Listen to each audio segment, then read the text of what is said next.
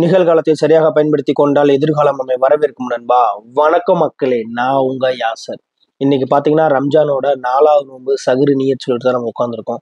நம்ம வீட்டில் இன்னைக்கு என்ன சாப்பாடுன்னு பார்த்தீங்கன்னா சாம்பார், கருவாட், தயிர், ஒயிட் ரைஸ். இதான் மக்களே இன்னைக்கு சாப்பிட்டு நம்ம நீயத்தை வச்சுட்டு உட்காந்துருக்கோம். வாங்க இன்னைக்கு அஜத் என்ன பயான் சொல்லாருங்கிறத வீடியோக்குள்ள போய் பார்ப்போம். வாங்க.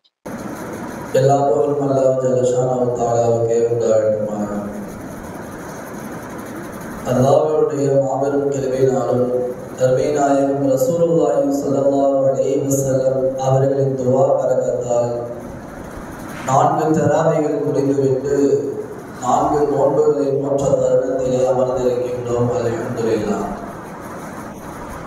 நேற்றைய தினம் போதப்பட்ட அருள்மறை குர்ஆனில் இருந்த ஒரு செய்தி, சமூகத்துக்கு அல்லாஹ் சொல்லித் தருகின்ற பாடம், யம்ஹகுல்லாஹு ரிபா வ யுர்பி ஸதகாத் என்கின்ற அல்லாஹ் வார்த்தையை பயன்படுத்துவார். இந்த சமூகத்தில் வாங்கப்படுகின்ற வட்டியை நான் என்ன செய்வேன்? அடியோடு நான் வேரோடு நான் அறுத்து விடுவேன். சதகா என்கின்ற தான தர்மத்தை நான் வளர்த்துவேன் என்று அல்லாஹ் தஆலா சவால் விடுகின்றார். பெருமானார் ஸல்லல்லாஹு அலைஹி வஸல்லம் அவர்கள் சொல்லுவார்கள், இந்த சமூகத்திலே வட்டியை கண்டவர்கள் பயந்து ஓடுவார்கள். வட்டி வேண்டாம் என்று சமூகம் நினைக்கும், ஆனாலும் வட்டி அவர்களை தேடி வரும் என்று நபி அவர்கள் சொல்வார்கள். திடீரென்று ஒரு போன் கால் வரும், காதல எடுத்து வைத்தோம் என்று சொன்னால் இந்த பேங்க்ல இருந்து பேசுறோம், உங்களுக்கு லோன் செலக்ஷன் ஆகிருக்குது, இந்த கார்டு அப்ளை ஆகிருக்குது, டிவிஎஸ் கார்டின் மூலமாக நீங்கள் லோன் வாங்கிக் கொள்ளலாம் என்று வட்டியை சார்ந்த வார்த்தைகள் எல்லாம் உங்களை நோக்கி வரும். ஆனால் நீங்கள் வட்டியை நோக்கி நீங்கள் போக மாட்டீர்கள். அப்படிப்பட்ட ஒரு காலத்தை இந்த சமூகம் சந்திக்கும் என்று நபி அவர்கள் 1400 வருடத்துக்கு முன்பாகவே சொன்ன பெருமானாருடைய வாழ்க்கை இன்றைக்கு நிகழ்வாய் கொண்டிருக்கிறது. கேட்டு போகக்கூடிய மக்கள் இருந்தாலும் கேட்காமல் வரக்கூடிய எத்தனையோ போன் கால்கள். இதுல விஞ்ஞானத்தினுடைய வளர்ச்சியின் அடிப்படையிலே எல்லா விஷயங்களும் மாறிக்கொண்டே இருக்கிறது. இதை அல்லாஹ் சொன்னால் யம்ஹகுல்லாஹு ரிபா வ யுர்பி ஸதகாத், வட்டி என்கின்ற சொல் இந்த சமூகத்தில் இல்லாமல் நான் ஆக்குவேன். இரண்டு இடத்தில் மட்டும் அல்லாஹ் சவாலிடுவான். ஒன்று, இறைநேசர்களோடு மோதுகின்ற சமூகத்தை பார்த்து அல்லாஹ் பேசுவான். இன்று ஏழை எளிய மக்களிடமிருந்து அடித்து பிடுங்கப்படுகின்ற வட்டியை குறித்து அல்லாஹ் சவாலிடுவான். என்னுடைய இறைநேசர்களை நீங்கள் விமர்சனம் செய்யாதீர்கள், அவர்களோடு நீங்கள் சண்டை கட்டினால் நீங்கள் தயாராகிக் கொள்ளுங்கள், என்னோடும் என் ஹபீபோடும் நீங்கள் சண்டை கட்டுவதற்கு. இது அல்லாஹ் கொடுக்கின்ற முதல் சவால். இரண்டாவது சவால் அல்லாஹ் சொல்லுவான், நீங்கள் என்ன செய்ய வேண்டாம், மக்களிடத்தில் வட்டி பணத்தை நீங்கள் வசூலிக்க வேண்டாம். அப்படி நீங்கள் வசூலித்தால் அது நீங்கள் என்னோடு போர் செய்து நீங்கள் வட்டியிலிருந்து ஜெயித்து காட்டுங்கள் என்று அல்லாஹ் சொல்லி காட்டுவார். பெருமானார் ஸல்லல்லாஹு அலைஹி வஸல்லம் அவர்களுக்கு இந்த வசனத்தை முதலாக இறக்கப்படுகிறது மக்கா நகரத்திலே. பெருமானார் சொன்னார்கள், ஹஜ்ஜத்துல் விதாவிலே அல்லாஹ் இந்த வசனத்தை இறக்கிவிட்டான். இன்னையிலிருந்து இன்றைய பொழுது இந்த நிமிடத்தில் இருந்து வட்டியினுடைய எல்லா விஷயத்தையும் நான் தள்ளுபடி செய்கின்றேன். இந்நாளை கைகாட்டி நபி அவர்கள் சொன்னார்கள், அவருடைய வட்டி பணத்தை மொத்தமாக நான் என்னுடைய பாதத்துக்கு கீழே நான் போட்டு அதை மூடிவிட்டேன். இனிமேல் இந்த சமூகத்தில் யாருமே வட்டி வாங்க வேண்டாம் என்று நபி அவர்கள் தடுத்தார்கள். தடுத்த காலம் எல்லாம் போய் இன்றைக்கு கொடுக்கின்ற காலம் பாபா என்று சொல்லி இந்த காலங்கள் வந்து விட்டது. புள்ளி பாயிண்ட்ல இருந்து மீட்டர்ல இருந்து அடுக்கடுக்காக வட்டிகளுடைய ரேட்டுகள் உயர்ந்து கொண்டே இருக்கிறது. இதற்கு பாதிக்கக்கூடிய மக்கள் நடுத்தர மக்களும் பாமரை மக்களும் பாதிக்கப்படுகிறார்கள்.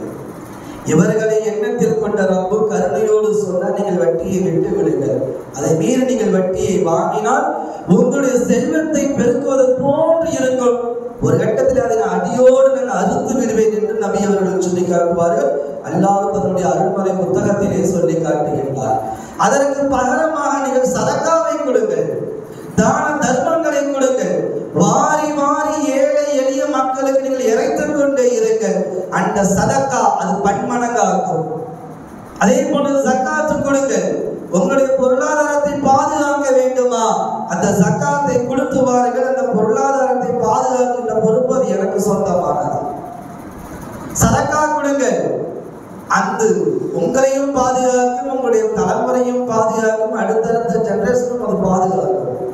இப்படி எல்லா விஷயத்திலும் அல்லாஹ் தஆலா வழிகளை வகுத்து கொடுத்திருக்கின்றார்.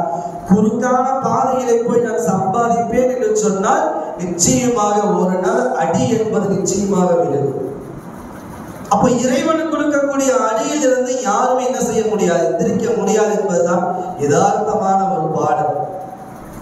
சில நேரங்கள் இறைமறை வசனங்கள் நமக்கு மகிழ்ச்சியை ஏற்படுத்தினாலும், சில நேரங்கள் ஆதரவை ஏற்படுத்தினாலும், இது போன்ற வசனங்கள் சமூகத்துக்கு மத்தியிலே பேசுகின்ற பொழுது கொஞ்சம் மனதில் சஞ்சலங்கள் ஏற்படலாம். இருந்தாலும் இறை வசனத்தை சொல்ல வேண்டும் அல்லவா, அது கடமையான ஒரு சொல் அல்லவா.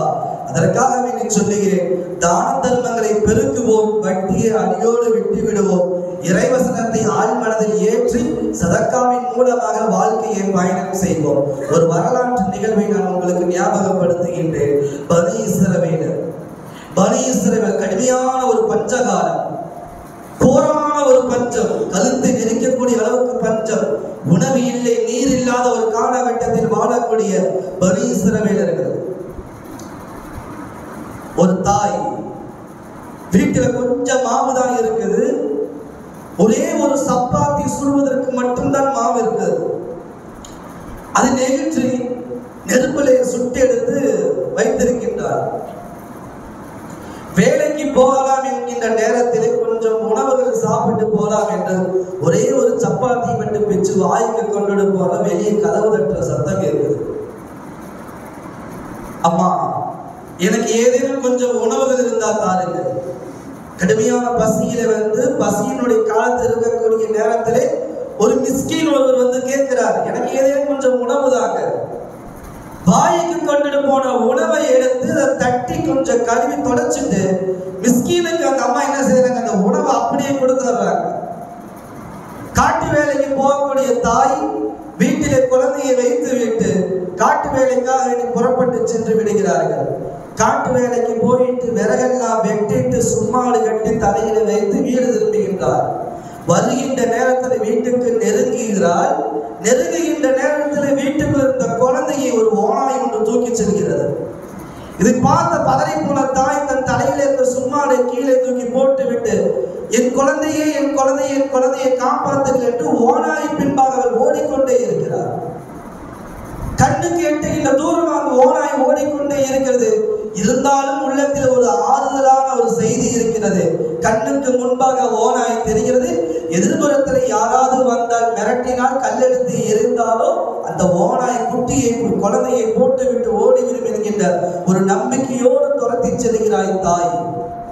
போன ஓனாய் ஒரு புதருக்குள்ளே போய் ஒளிந்து விட்டது. அங்குமிங்குமாக ஓடுகிறாள், பதறுகிறாள், என் குழந்தையே என் குழந்தையே என் குழந்தையை காப்பாற்றில் யார் அப்பே என்று அவர்கள் அழைக்கிறார்கள். கண்ணீர் விட்டு 2 சொட்டுகள் விட்டு அல்லாஹ்விடத்தில் கேட்கிறாள், யா அல்லாஹ், என் குழந்தையை பாதுகாத்து தருவாயாக, என்னுடைய குழந்தையை நீ பாதுகாத்து தருவாயாக என்று கேட்கப்படுகிறது. அடுத்த சில மணி நேரத்திலே அந்த குழந்தையை ஒரு மனிதர் கொண்டு வந்து தருகிறார்.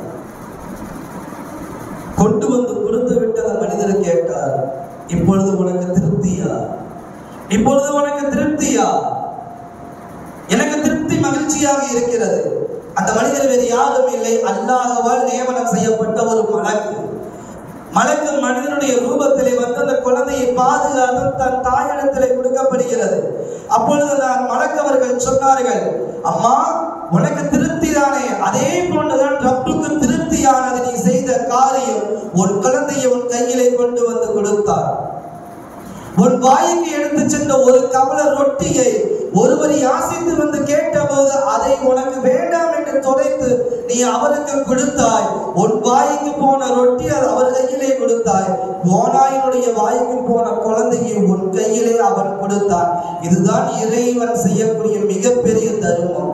உங்களுடைய தர்மத்தை நீங்கள் பெருக்குங்கள். உங்களுடைய தர்மத்தை நீங்கள் வாரி வாரி சமூகத்துக்கு இறைங்கள். தர்மம் தலை காக்கும். தர்மம் ஆபத்துகளை விட்டு பாதுகாக்கும். தர்மம் நோய்களை விட்டு பாதுகாக்கும். எல்லா சிரமத்திலிருந்து தர்மம் இந்த சமூகத்தை பார்க்கும், பாதுகாக்கும். அதில் எந்த விதமான சந்தேகங்களும் கிடையாது. யுருபி சதகாத்தி ஃபுகராயி, நீங்கள் ஏழை எளிய மிஸ்கீன்களுக்கு நீங்கள் என்ன செய்யுங்கள்? சதகா சதகாக்களை வாரி வாரி வழங்க வேண்டும் என்று அருமை நாயகம் ரசூலுல்லாஹி ஸல்லல்லாஹு அலைஹி வஸல்லம் சொன்னார்கள். மற்ற காலம் மட்டுமில்லை, ரமலானில் கொடுக்கலாம். ரமலான் மட்டுமல்ல, மற்ற காலத்திலும் கொடுக்கலாம். மற்ற காலத்தில் கொடுப்பதை விட ரமலானில் கொடுப்பது ஆக உயர்வான சிறந்த ஒரு அமல். ரமலானில் கொடுத்தால் 1க்கு 2ஆக 2க்கு 4ஆக 1000ஆக அதை பெருக்கிக் கொண்டே போகலாம். அதற்கு ஒரு முடிவு இல்லாத அளவுக்கு அல்லாஹ் நன்மையை கொடுப்பான். நம்மளுடைய பொருளாதாரத்தை சதகாக்களை கொண்டும் ஜக்காத்துகளை கொண்டும் பாதுகாப்போம். அல்லாஹ் சொன்னான், நீங்க ஜக்காத்து கொடுங்கள், உங்கள் பொருளாதாரத்துக்கு நான் கேரண்டி, உங்கள் பொருளாதாரத்தை நான் பாதுகாக்கிறேன்.